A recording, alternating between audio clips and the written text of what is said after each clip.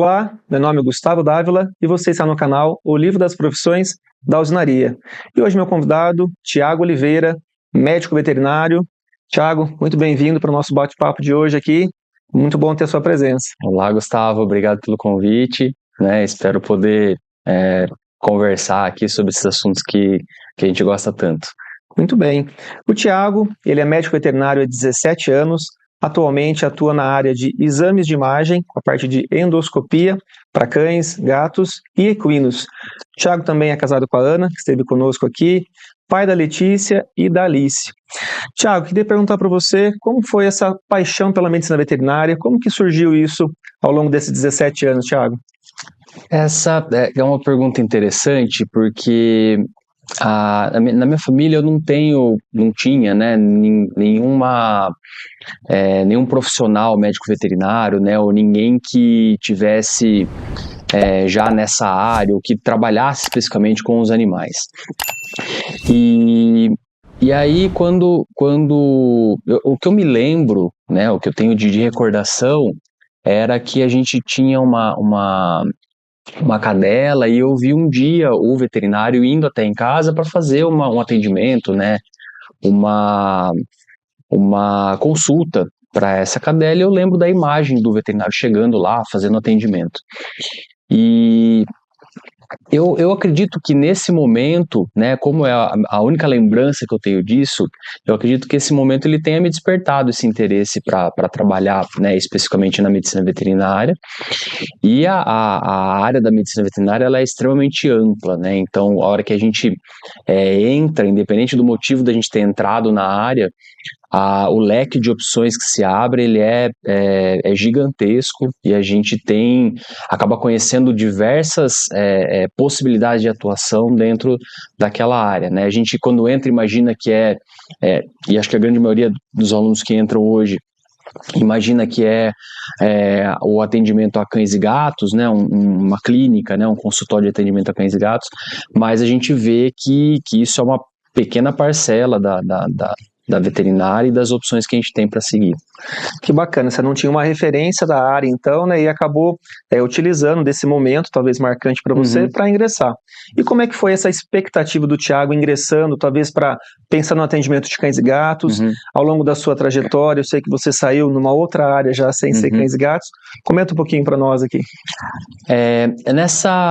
Nessa sequência, a gente acaba tendo a criação de algumas expectativas em relação a alguns setores, e conforme a gente vai conhecendo outras áreas, a gente vai se encantando e às vezes se decepcionando com essas outras áreas também. Então, dentro da formação na medicina veterinária, a gente tem a opção de passar por várias áreas, de atendimento clínico e cirúrgico, a grandes e pequenos animais, a possibilidade de atuação dentro de órgãos reguladores, fiscalizadores, dentro de vigilância sanitária, tecnologia de produtos de origem animal, até áreas de você poder trabalhar numa empresa, comercializando medicamentos, ou criando medicamentos, para atender uma demanda de mercado. E dentro da universidade, eu tive a oportunidade de passar por todas essas áreas, e isso serviu para, primeiro, a gente sempre cresce profissionalmente, com todas as áreas de atuação, e uma das coisas que eu acho que foram importantes foram justamente passar por todas essas áreas de mente aberta, não fechado em uma área específica, porque todas essas áreas elas trazem um ensinamento, e mesmo que esse ensinamento seja, não gostei dessa área, não é uma área que eu pretendo seguir. E quando eu entrei na faculdade, eu tinha o interesse de trabalhar especificamente com cavalo, mesmo também não tendo ninguém próximo na área, eu não tinha uma vivência, nunca fui cavaleiro, né? Nunca tive essa proximidade tão grande com a área, mas eu sempre tive essa vontade. E na faculdade, eu passei por diversas áreas de estágio em suinocultura, em clínica de pequenos, né, outras culturas.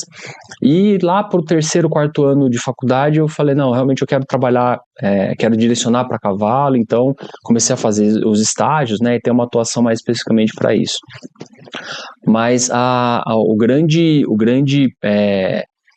beleza, acho que, da veterinária é justamente essa, né? É manter uma possibilidade de atuação muito grande para você, às vezes mesmo depois que você se forme. Então, cada dia a gente vai descobrindo uma possibilidade de atuação ainda da profissão. Que bacana. Então, no 4º ano, houve aquele despertar da área de equinos. E aí você faz a sua graduação, né, finaliza ela e você já se direciona para essa área no atendimento de equinos. Conta um pouquinho para a gente também.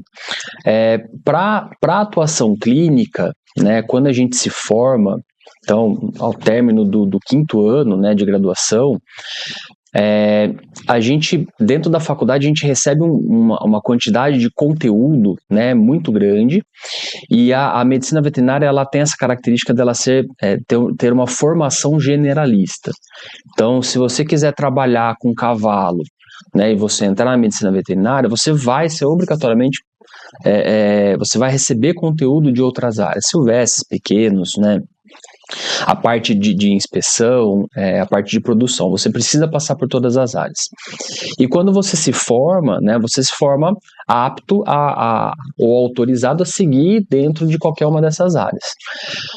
Mas o atendimento clínico, né, ele é uma área que ele demanda não só esse conhecimento teórico, né, e prático, mas ele demanda um grau de experiência, né, de vivência dentro desses atendimentos, que não termina nunca, né? Com 16, 17 anos de profissão, a gente aprende com cada caso que a gente vai fazendo os atendimentos. E dentro disso, quando eu me formei, eu senti a necessidade, né, de um início de atendimento tutoriado por alguma instituição ou por algum outro profissional. Para todas as áreas eu acho que é interessante, porque ele te dá essa tutoria, ela te dá essa segurança, né, para fazer os atendimentos, mas eu acho que especificamente para a parte de clínica e cirurgia, eu acho que ela traz um benefício, né, e dentro das opções que eu tinha na época, eu vi a residência como sendo uma dessas possibilidades de atuação. A gente tem excelentes profissionais, né, que não fizeram residência, conseguem atuar inclusive na área de clínica e cirurgia, mas na época eu via a residência como uma possibilidade de eu poder iniciar os meus atendimentos com um respaldo institucional e de um profissional que já quebrou a cabeça ali, já quebrou a cara várias vezes antes, né, e que eu pudesse receber esse respaldo.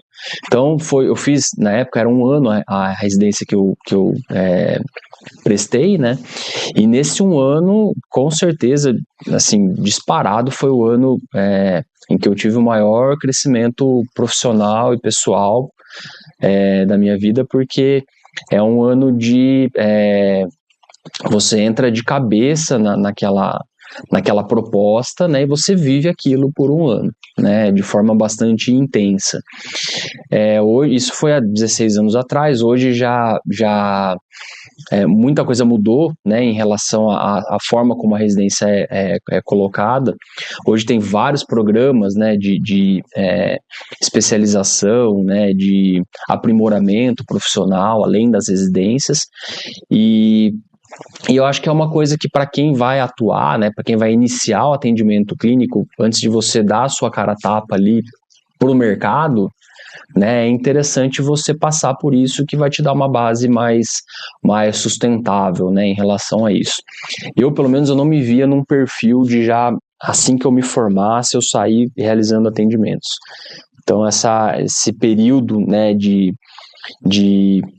aprendizado a mais, né, de vivência a mais na área, para mim foi bastante importante.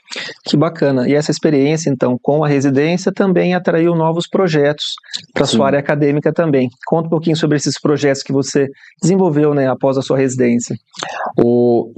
No final da minha residência, né, um dos meus preceptores ali, né, orientadores, tinha uma atuação, né, uma área de pesquisa ali, especificamente também com cavalo, que eu tinha interesse em seguir. Eu sempre gostei, né, sempre achei interessante esse link da área acadêmica com a atuação a campo. Eu vejo profissionais, às vezes, muito ligados ao campo, né, e pouco ligados à academia, e profissionais, às vezes, muito ligados à academia e pouco ligados a campo. E eu não vejo muito sentido nessa falta de comunicação. Então, eu via a possibilidade de fazer esse link, né, da universidade com o campo e do campo com a universidade. Eu acho que as duas áreas têm muito a ganhar com essa troca de informações. São áreas completamente diferentes, realidades completamente diferentes, rotinas completamente diferentes, mas eu acho que as duas podem gerar soluções para as outras. E quando eu terminei a residência, eu tive a oportunidade de fazer mestrado com o professor Wilson, que é esse professor, né, que era um dos preceptores. E nesses 2 anos de mestrado, eu vivi mais intensamente a academia, a universidade. Eu tinha uma rotina basicamente de universidade, ainda fazendo alguns atendimentos, né, a campo e tentando levar isso um pouco para campo.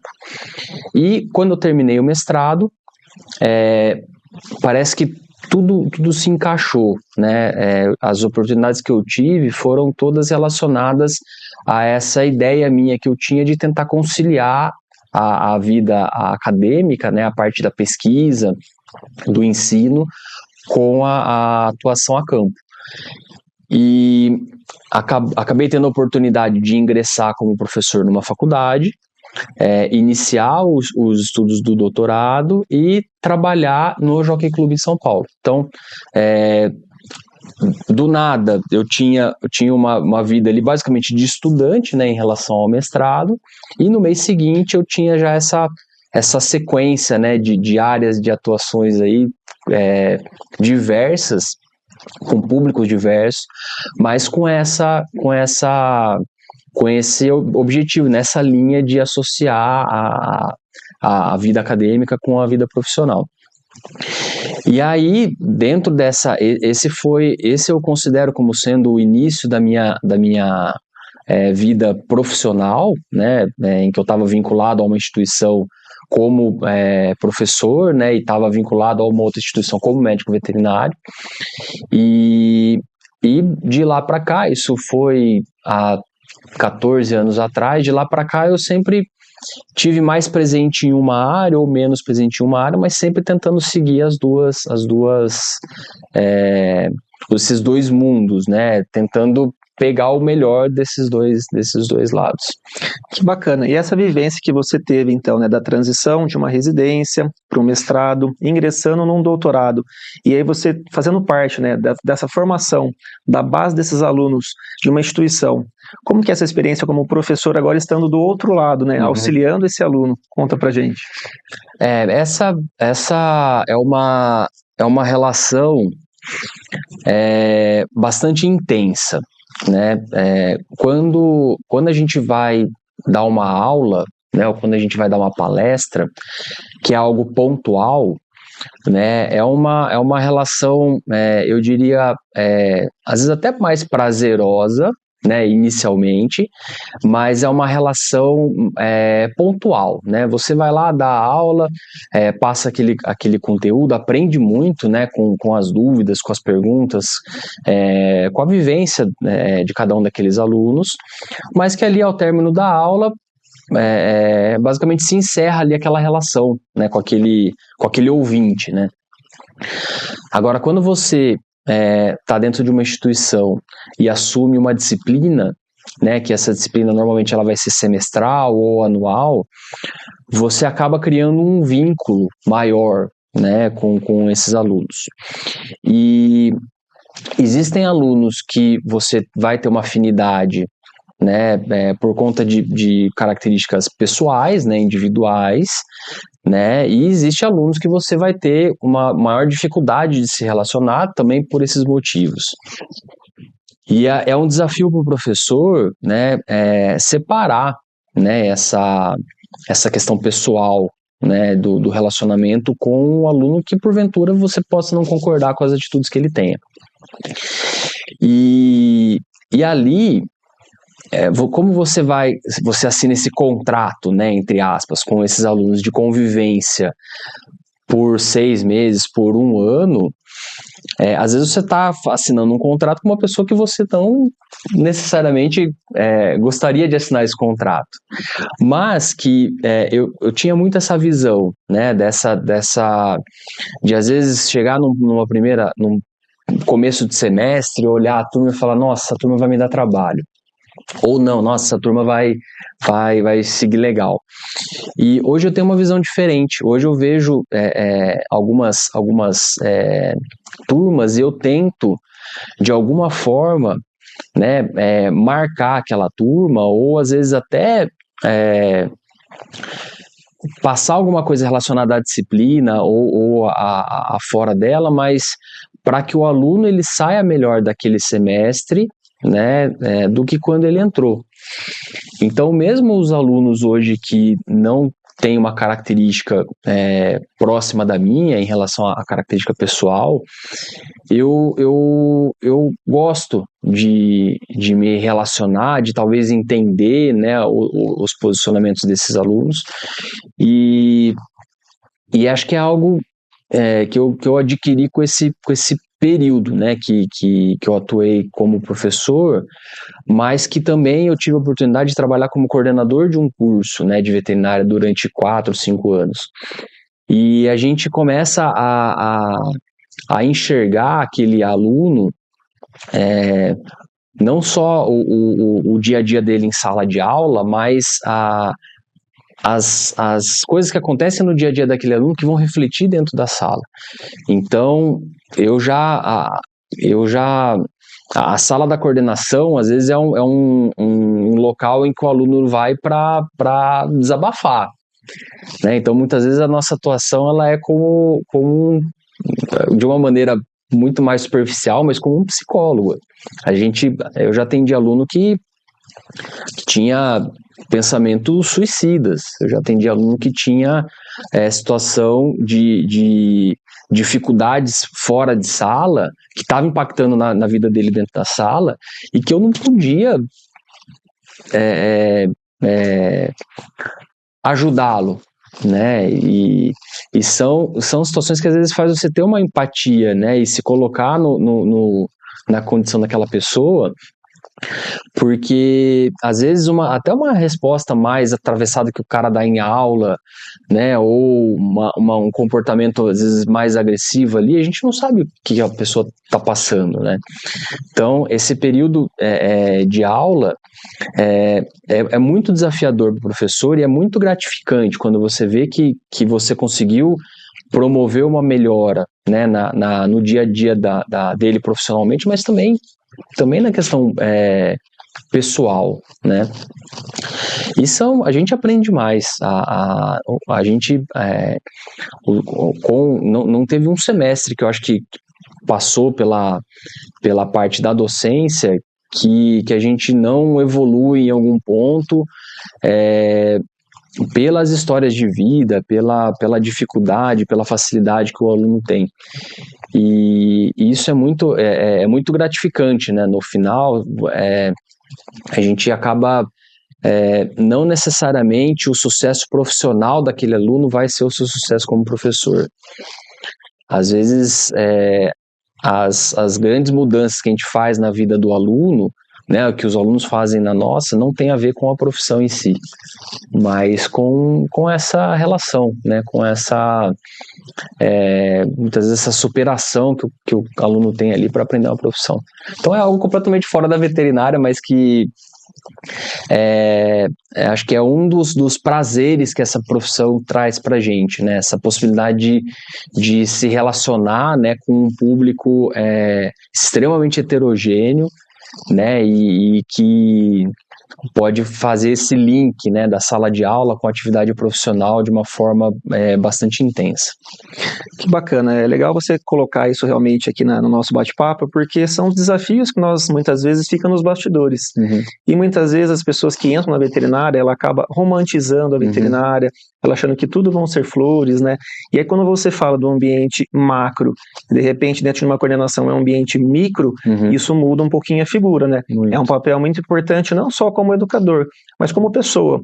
Então, quais foram os desafios que você teve? Já citou alguns, mas nessa trajetória desse aluno que iniciou com uma expectativa e você acompanhou ao longo desse período ele se formando? O curso de medicina veterinária, ele é um curso bastante intenso, né, e que existe muito conteúdo, né, e como ele tem essa função da formação generalista, realmente você precisa o aluno precisa criar uma certa resiliência para ele receber conteúdos que no momento ele não consegue enxergar a importância daquele conteúdo, né? Então, um exemplo, a gente estava conversando agora há pouco sobre a questão de empreendedorismo, né? O aluno ou os recém-formados, né, quando eles começam a trabalhar, eles acabam falando, nossa, hoje eu preciso de uma formação relacionada a empreendedorismo, a ciências socioeconômicas, e que eu não tive na faculdade. Mas toda a faculdade, ela é obrigada na sua matriz curricular a ter uma disciplina relacionada às ciências socioeconômicas ou à economia. Então, eu tive, você teve, todos tiveram. Só que qual que é o problema? Quando a gente vai ter essa disciplina, a gente não sabe da importância dela. A gente vai sentir a importância dela quando a gente começar a ter que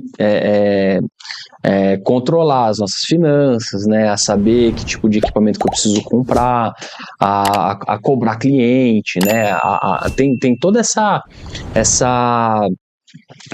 dinâmica, né, do empreendedor, né, do dono do negócio, que quando a gente entra no curso de graduação, a gente não imagina que a gente vai ter essa necessidade.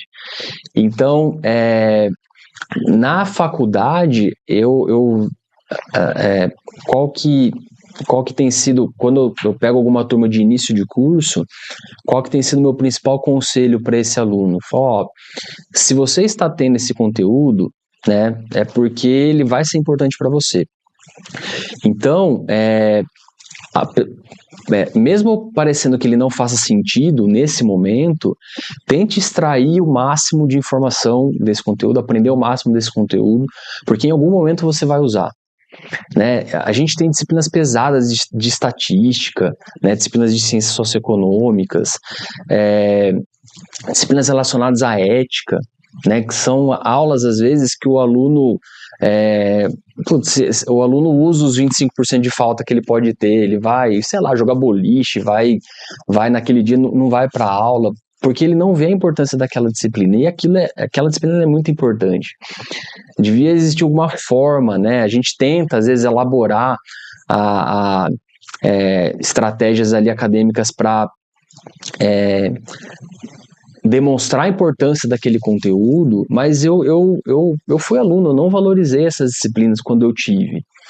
E elas são muito importantes. Então, a gente acaba recebendo uma quantidade de informação muito grande. O grande desafio desses alunos é saber o que priorizar, né? E hoje a gente tem um público, né, da medicina veterinária que na grande maioria das vezes ele estar cursando a graduação não é a única atividade dele. Então o cara tem que conciliar com família, com trabalho, às vezes ele próprio paga a própria faculdade. Então é uma carga, né, pesada durante esse período de graduação por 5 anos. E o fato de a gente receber isso de uma forma generalista, a gente tem que aprender sobre várias espécies, né? É uma responsabilidade que a medicina tem, né, de atendimento médico, né, a um paciente, que o médico veterinário tem para várias espécies, né? O médico tem com a espécie humana, o veterinário tem para várias espécies, né? E talvez não sem o mesmo reconhecimento profissional, né, que tem um médico. Então, um caldeirão ali com vários ingredientes que o aluno, quando ele vai entrar nesse mundo, ele não tem ideia disso. Por isso que a gente tem uma desistência muito grande, né, nos primeiros anos de veterinária, né, dos alunos. E é difícil a gente equalizar essa expectativa do aluno, mostrando para ele qual que é a realidade, sem desanimá-lo. Né? Então, essa relação aí entre todos esses envolvidos, né, ela é bem difícil de se equalizar, e isso a gente falando da graduação, né, e depois tem o início da atividade profissional, né, que você às vezes acaba patinando um pouco para depois pegar uma atração, e até você sentir aquele prazer da profissão, que era o que você imaginava lá no começo. Então tem que comer muito capim, né? Tem que se esforçar para você conseguir depois chegar a um grau de satisfação profissional, né, que vai fazer você olhar para trás e falar, não, valeu a pena. Né? Não é algo imediato. E a gente vê hoje uma geração extremamente imediatista. Né? Então fazer os alunos, né, ou os interessados aguardarem ali 15 anos para alcançar algum tipo de satisfação profissional é realmente um grande desafio para quem quer ingressar na área. Que bacana, você falou um pouquinho sobre essa questão realmente da sobrecarga, né, de terem outras atividades fora da sua graduação. Você falou do tempo de experiência, esse período de 15 anos muitas vezes. Isso tem que ter uma inteligência emocional muito foco total nessa inteligência emocional. Como que você vê isso participando desse processo dos alunos? Essa expectativa realmente, e até depois, né, contato com outros colegas que passaram por você como professor, como coordenador, mas estando no mercado de trabalho. Como que você consegue fazer esse paralelo? Isso é também um grande desafio, mas que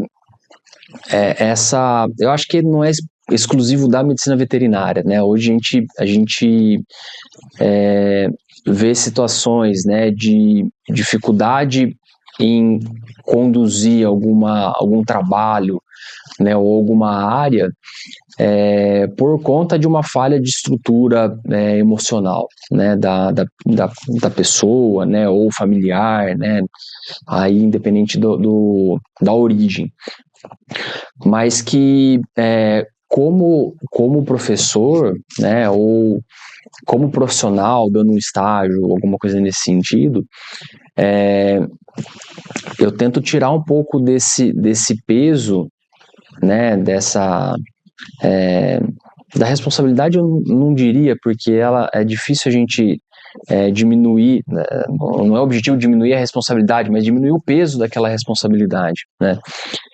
E esses profissionais, né, em diversos momentos, eles vão ter desafios diferentes. A gente falando aqui, a gente se formou há 15, 16 anos, né? Alguém que esteja ouvindo pode pensar, não, mas então hoje ele não enfrenta mais esses desafios, essas dificuldades. Pelo contrário, né? As dificuldades elas estão presentes diariamente. A nossa profissão é resolver problema, né? E o que talvez a gente tenha hoje, que um colega que está se formando agora ainda precisa de um tempo para adquirir, seja essa ciência, né, essa consciência de que você domina determinado assunto, né, você sabe determinado assunto, e você precisa ter uma segurança e uma tranquilidade para poder aplicar esse determinado conteúdo. E isso tem sido um desafio. Normalmente a gente pegava os alunos passando por essa instabilidade mais para o final do curso, né? Quando estava chegando a hora do cara se formar, o aluno ele acabava ficando um pouco mais ansioso por conta do final do curso. Hoje a gente já pega alunos já em início de curso, já com essa dificuldade, né, de conseguir conciliar a faculdade com a carreira, né, ou de ter esse gerenciamento, né, profissional. E eu acho que é um dos grandes desafios aí, pelo menos dos últimos 10 anos, né, em relação por exemplo, a contratação de um enfermeiro, né, a contratação de um médico veterinário, de qualquer profissional dentro da área da medicina veterinária. Hoje, talvez a escolha ela seja mais baseada nessa capacidade socioemocional que a pessoa vai ter para lidar com os problemas daquela vaga, do que a questão técnica em si. A questão técnica, eu vejo que é mais fácil a gente contratar uma pessoa que tem algumas dificuldades técnicas, né, e a gente, com o treinamento, consegue sanar essas dificuldades, do que uma pessoa com essa estrutura socioemocional mais frágil. Né? Não sei se você tem essa percepção dentro de clínica, né? Mas é mais quando eu preciso investir em alguém, né, em alguma pessoa, talvez hoje a questão técnica ela seja um desempate ali, mas a questão de caráter ou de conseguir lidar com problemas de uma forma eficiente seja o maior diferencial, né, da pessoa, talvez até superando a técnica em alguns momentos. Bacana você usar esse termo, né? Nós somos resolvedores de problema, né? Sim. E quando você coloca realmente a técnica e o comportamento das pessoas, né, a atitude daquela pessoa com a inteligência emocional, eu também acredito que isso vai pesar um pouco mais do que a técnica que você consegue treinar, capacitar, modelar de fato, para poder de fato ter uma evolução. Falando um pouquinho mais sobre a questão da sua área de atuação, você trabalha com exames complementares, né, um diagnóstico complementar, principalmente com a parte da endoscopia, dos exames que podem auxiliar num diagnóstico. Como que é essa vivência? Oi, Thiago, tudo bem? Você pode me ajudar a tirar um corpo estranho? Thiago, preciso de um exame complementar. Como você consegue trazer isso para a gente? Contextualizando um pouco por que eu entrei nesse mundo, né, da endoscopia, né, ou dos exames por imagem. Quando eu iniciei durante a residência, né, a gente trabalha em hospitais normalmente que eles têm uma estrutura mais elaborada, né, do que os clínicos a campo, né, então esses hospitais escola eles acabam sendo referência naquela região. E aí eu comecei a ter acesso, né, a equipamentos, né, e a tecnologias relacionadas a esses diagnósticos por vídeo, né? Então, tanto as videoendoscopias, né, diagnósticas, quanto as videoendoscopias terapêuticas, né, os tratamentos. E, em paralelo a isso, eu comecei a trabalhar no Jockey em São Paulo, né, e no Jockey a gente tem um cuidado muito grande com os atletas, né, a gente enxerga aqueles animais, né, como realmente atletas, e eles precisam ter uma condição de sanidade física, né, e bem-estar adequada para que ele consiga executar a sua atividade física da melhor forma possível. Então, um dos exames que a gente faz com uma grande frequência nesses animais dentro do Jockey Club é o exame de endoscopia, por conta de algumas alterações que eles podem ter, né, pós-exercício, que vão justificar um mau desempenho dele. Então, no Jockey, a gente fazia 15, 20 endoscopias cada veterinário por dia para esses animais, né, para tentar identificar algum motivo, né, dele ter desempenhado mal, né, ou alguma doença que o animal possa ter de forma precoce, né, fazer um diagnóstico precoce para conseguir o tratamento. Então, nessa época, como a gente fazia muitos procedimentos, eu acabei pegando a mão, né, e, além de pegar o gosto, né, pelo procedimento, a gente acaba pegando a mão, pegando a técnica, né, do equipamento, né, da execução, né, do movimento. E em paralelo a isso, eu trabalhava no hospital escola. E quando havia necessidade, né, de algum exame endoscópico, né, em pequenos animais, eu não tinha, obviamente, o conhecimento, né, em relação a todas as doenças, né, ou todas as alterações, né, ou, às vezes alguma particularidade anatômica, né, em cachorro e gato, mas que às vezes os clínicos, né, de cães e gatos pediam para eu participar desse diagnóstico por essa expertise da endoscopia. E eu comecei a fazer, né, alguns exames junto dos clínicos, né, exames diagnósticos nesses cães, e alguns cães e gatos, eles têm uma condição que que você relatou, que é o corpo estranho, né, em que por algum motivo o animal vai lá e ingere algum objeto, e esse objeto ele acaba passando ali pela cavidade oral, e ele pode parar, às vezes ele enrosca no esôfago ou no estômago do animal. E com o endoscópio, né, com a endoscopia, é uma forma minimamente invasiva que eu tenho de introduzir uma sonda, né, pela boca do animal, ela chega até esse corpo estranho, e eu passo uma pinça por dentro desse endoscópio e consigo fazer o caminho inverso, né, desse corpo estranho. O animal engoliu uma meia, por exemplo, eu consigo chegar com esse endoscópio até o estômago, pinçar aquela meia e tirar a meia pela boca dele. Dessa forma eu evito uma cirurgia, né, eu evito uma cirurgia em que eu vou ter que abrir a barriga ali do animal, abrir o estômago e remover esse corpo estranho, né? Então, os benefícios da endoscopia eles são muito grandes para essas duas espécies, né? Para pequenos e para cachorro e para gato. E aí eu comecei a fazer esses procedimentos, né? E conforme a demanda ia aumentando, né? A gente tem a necessidade também de fazer uma gastroscopia. A gente entrava com a câmera e avaliava o estômago, né? Isso há 8, 10 anos atrás, já começando a fazer, né? E aí, quando eu e minha esposa nos mudamos aqui para a região, né? A gente viu uma demanda aqui também em relação a esse tipo de exame, e eu comecei a prestar o serviço aqui na própria região. E para mim é muito legal, é muito gostoso um dia eu estar num centro cirúrgico fazendo a remoção de uma meia, né, do estômago de um cachorro, e eu saio de lá, eu vou com outro equipamento, eu vou até um Aras para fazer uma endoscopia num cavalo, né, numa condição completamente diferente, né, de dinâmica, de logística, de perfil de responsável pelo animal, né?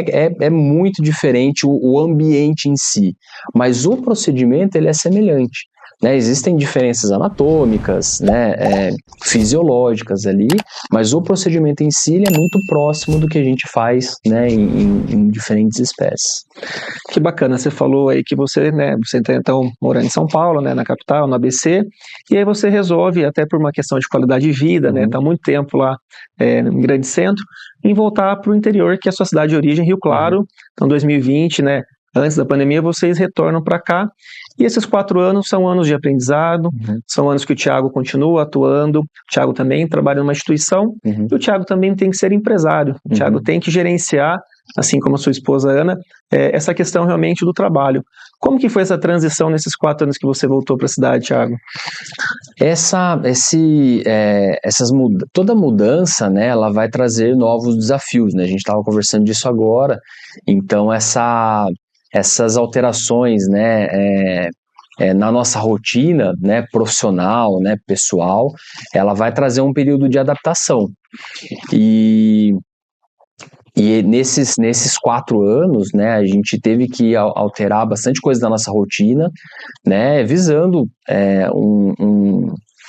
um objetivo final comum, né, que seria sair de uma rotina mais intensa, né, diária ali dentro de um grande centro, né, em São Paulo, para vir para o interior buscando a proximidade familiar, né, e também a questão de uma rotina mais tranquila, né?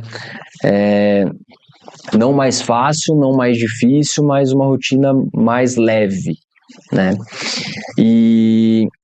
E dentro dessas mudanças, né, quando a gente morava em São Paulo, eu trabalhava numa instituição, né, que eu passava 40 horas naquela instituição, 40 horas em carteira, né, mas dentro da coordenação ainda passava muito tempo dentro da instituição.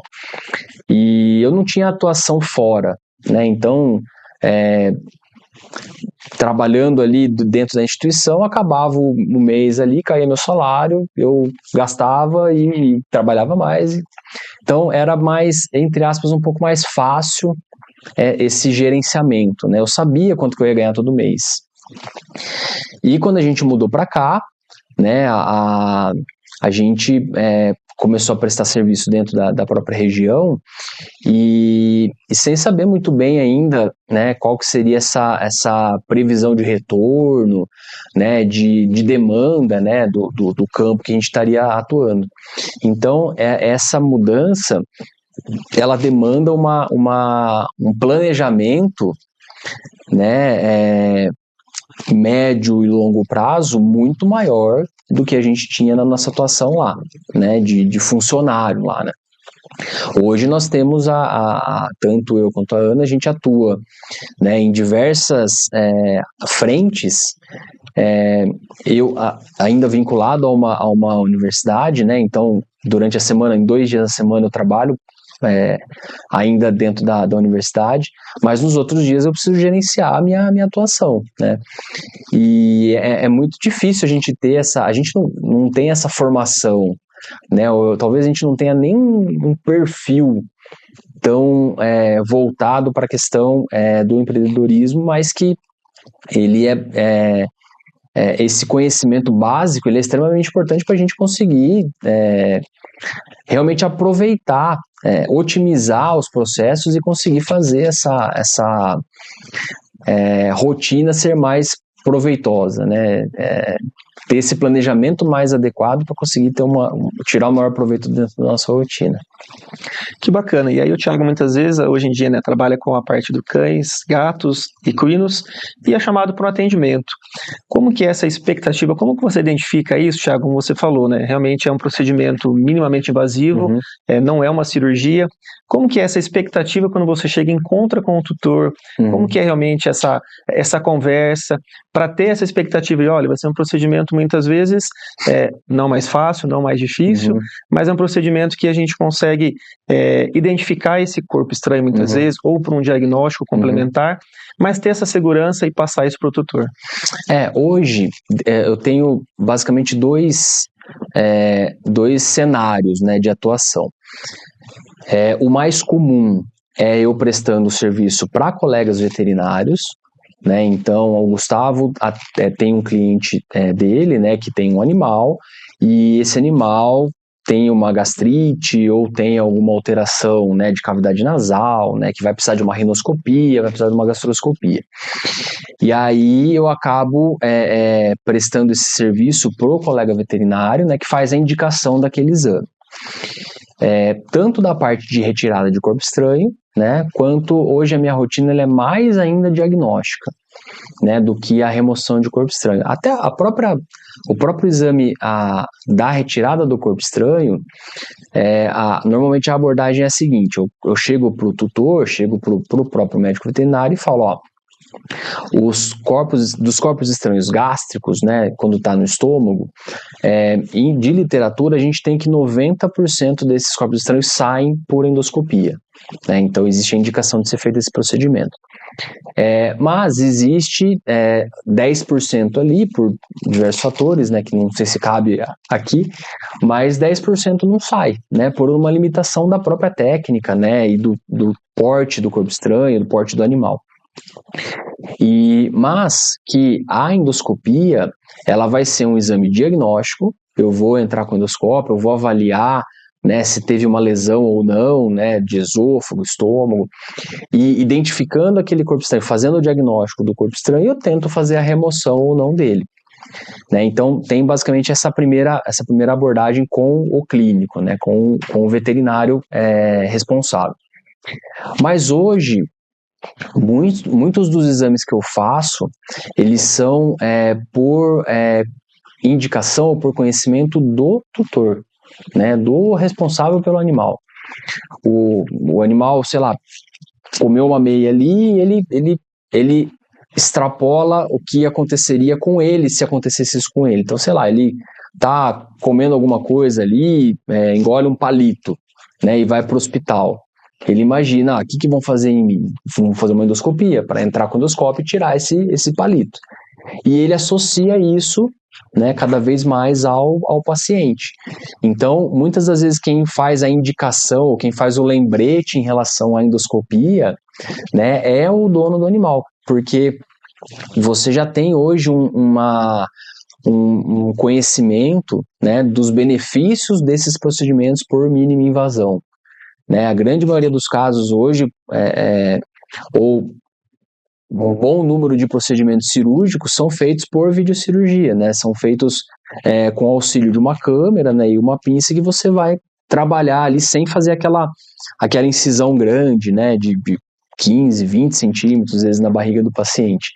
Então, o próprio dono do animal já chega na clínica, já chega no local e pergunta sobre a possibilidade, né, de se fazer uma endoscopia, né, diagnóstica, né, para identificação de uma gastrite, por exemplo, né, como para a gente é o mais comum, como para remoção de corpo estranho, a rinoscopia, né, que é um procedimento bem frequente, né, que outros exames complementares têm algumas limitações para fazer a identificação.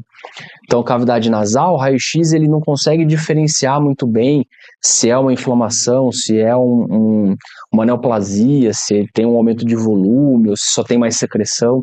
Com a endoscopia, a gente faz esse diferencial, né? E hoje, né, muitas das vezes, né, conversando até com o clínico, ele fala, eu pergunto, né, fala, você quer que eu explique alguma coisa do procedimento, né, pro tutor?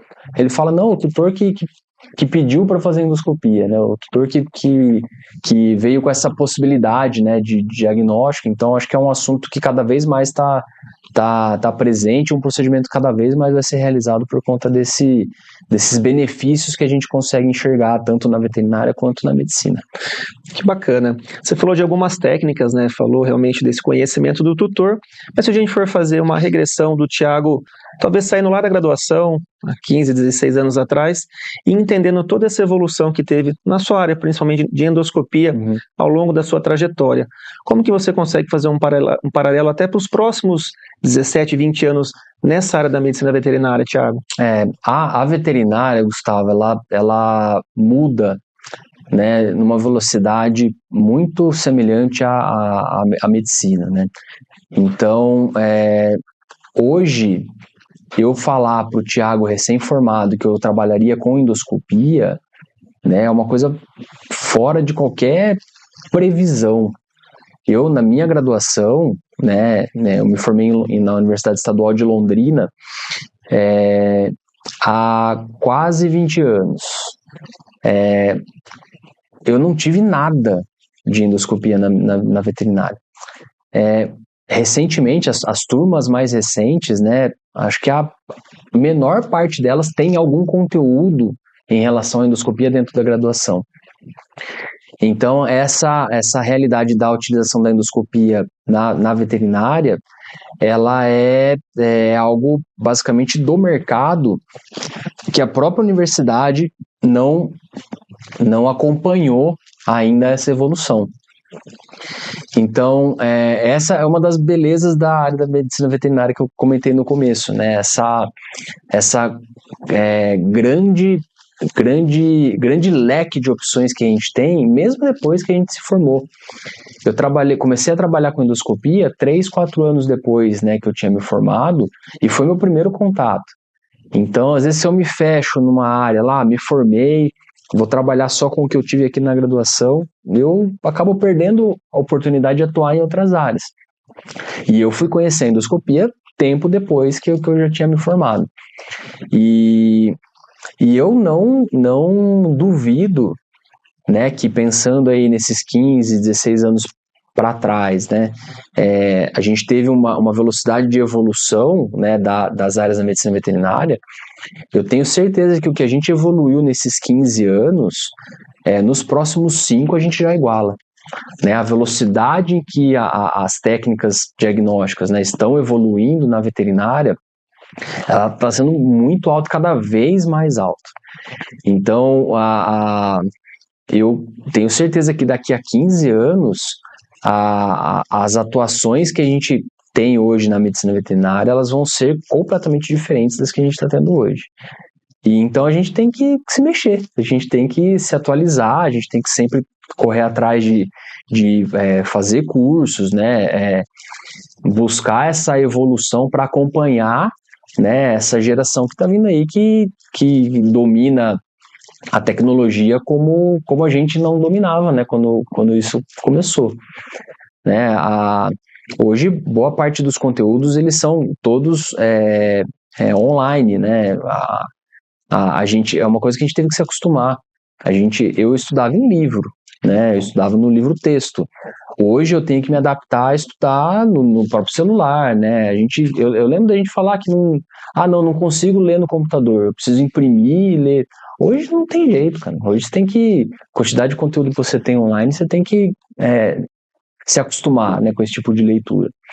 E tem que ir se adaptando a essas novas tendências, e acho que o profissional que vai ter sucesso é esse profissional que vai ter essa capacidade essa resiliência, essa capacidade de se adaptar aos novos cenários que a gente vai ter para frente. Que bacana. Para a gente finalizar a nossa entrevista de hoje, você falando um pouquinho dessa adaptação, eu queria que você deixasse uma mensagem para quem ou quer ingressar na área da veterinária ou está saindo, o que o Thiago pode, ao longo dessa sua formação aí, deixar de mensagem para ele, Thiago? Eu tenho bastante contato ainda, né, com os alunos, né, então eu fiquei, por conta até da pandemia, em torno de 3 anos longe da sala de aula, mas não longe da universidade, e eu ainda tenho esse bastante contato, né, com os alunos. E o que eu tento passar para esses alunos em relação a essa fase, né, de aprimoramento, né, e de início de carreira? É basicamente para que você tenha responsabilidade em relação à área de atuação que você vai seguir, independente da sua área de atuação, né?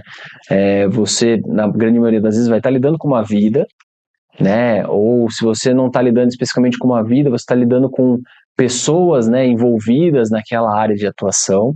Então, é uma responsabilidade bastante grande, então a gente precisa se preparar para essa responsabilidade. Erros vão acontecer, né? Às vezes a dificuldade de lidar com alguma situação, ela vai ocorrer. O grande pulo do gato para mim é a forma como você vai lidar com esse erro, né? A forma como você vai lidar com essa adversidade. E quando você, né, se deparar com algum erro, né, ou você cometer algum erro, você tem que primeiro identificar aquele erro, ser capaz de identificar aquele erro, errei, né, e buscar minimizar os danos, né, causados pelo erro que você cometeu. Então, essa segurança, né, em errar, ou essa segurança, né, em você conhecer as limitações dos exames, as limitações dos tratamentos, ela vai vir com o tempo. E você tendo responsabilidade, né, disciplina e engajamento para seguir a área que você quer, né, a chance de você obter sucesso a curto, médio e longo prazo, ela aumenta consideravelmente.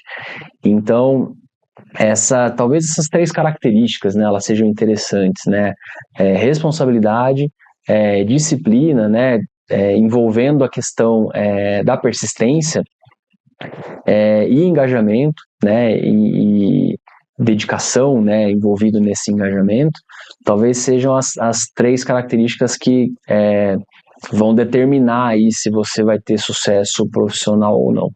Então, acho que talvez essas seriam os 3 nortes aí, as 3 metas para buscar sempre uma evolução, e que isso não termina nunca, né? Hoje a gente sai daqui, já vai ter que estudar sobre um caso, já vai ter que pesquisar, buscar um curso para fazer determinado procedimento. Essa é uma das coisas. A gente não vai chegar num momento que a gente vai falar, eu sei tudo, né? Não preciso mais estudar. Se alguém tem essa pretensão dentro da medicina veterinária, já é bom tirar o cavalinho da chuva, porque é algo que a gente sempre vai buscar uma evolução. E isso é muito prazeroso, né? Isso é muito gostoso. Excelente, Thiago. Queria agradecer por esse nosso bate-papo aqui, né? Muito bom falar um pouquinho, né, sobre você, relembrar um pouquinho lá o que você passou. Muito obrigado, Thiago. Valeu, eu que agradeço. Obrigado pela oportunidade. E você que nos acompanha, eu gostaria de fazer um convite. No dia 17 de agosto, a Clínica Veterinária Bicho Solto completará 10 anos e teremos nosso primeiro workshop, juntamente com a presença do médico veterinário Thiago.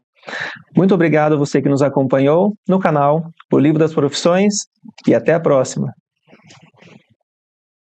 E para você que chegou até aqui, esse é o Livro das Profissões 2024. Este livro é uma compilação de mais de 3.000 profissões em 60 grandes áreas do conhecimento. Ele está disponível na versão capa dura, em papel cochê, com imagens ilustradas e coloridas. Ele é um excelente presente para sua mãe, para o seu pai, para aquele filho que está iniciando a carreira profissional ou para aquele amigo que quer mudar de carreira. Você pode adquirir no site da Amazon.com nas versões em inglês e em português e também no link na descrição abaixo. Garanta já o seu.